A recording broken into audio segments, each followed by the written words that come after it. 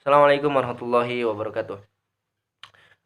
Pada kesempatan ini kita akan masuk pada hak-hak agraria. Ya, kalau kemarin di channel kita sudah membahas tentang mulai dari pengertian agraria, ruang lingkupnya, sejarahnya, sampai pada haluan politik agraria di Indonesia. Sekarang kita masuk pada hak-hak agraria. Nah, apa saja hak-hak agraria itu? Yang pertama ada hak atas tanah, kemudian hak atas air, dan hak atas ruang angkasa. Nah, bagaimana sih itu gitu?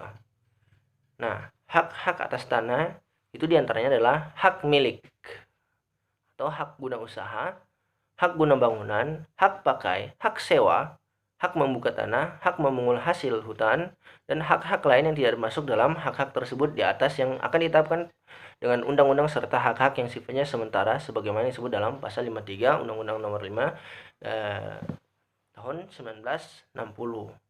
Nah, jadi maksudnya hak atas tanah itu ya seperti hak milik, ya dia berhak memiliki tanah tersebut.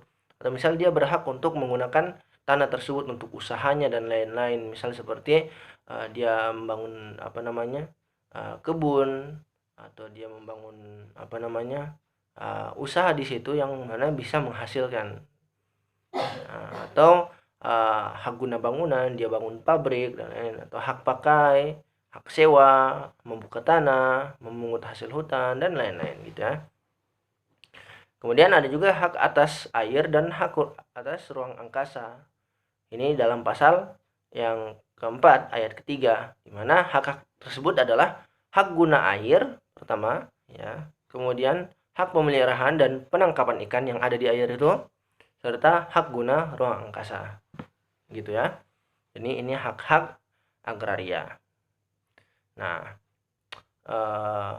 sehingga dengan itu kita bisa memahami bahwa hak-hak agraria yakni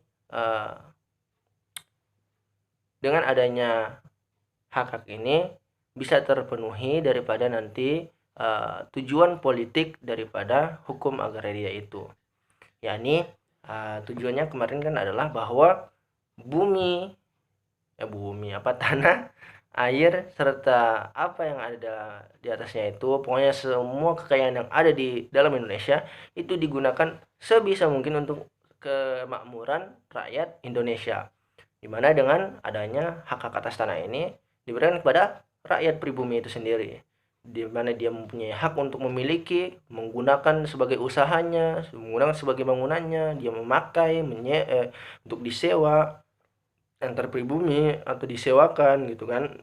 Jadi bukan dijual begitu ya.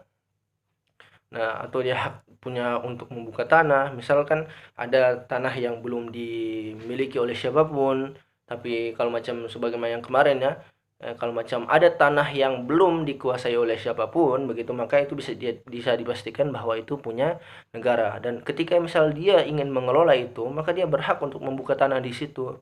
Atau misal hak untuk memungut hasil hutan, misal dia pengen ke hutan begitu, dan dia mendapatkan apa dan itu tidak dimiliki siapa-siapa, maka itu bisa memungut hasil hutan tersebut. Dan ada hak-hak yang lain yang mungkin belum diatur dan mungkin akan ditetapkan nanti di undang-undang yang lainnya, sehingga dia mengatur hak-hak yang sifatnya bisa jadi sementara sebagaimana disebut dalam pasal 53.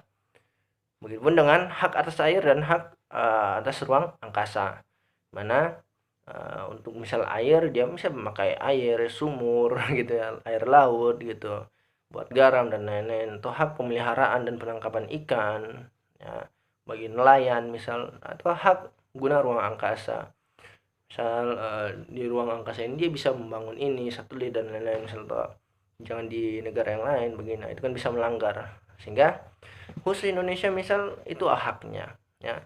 Ini dengan ada hak-hak agraria ini untuk dapat nanti insya Allah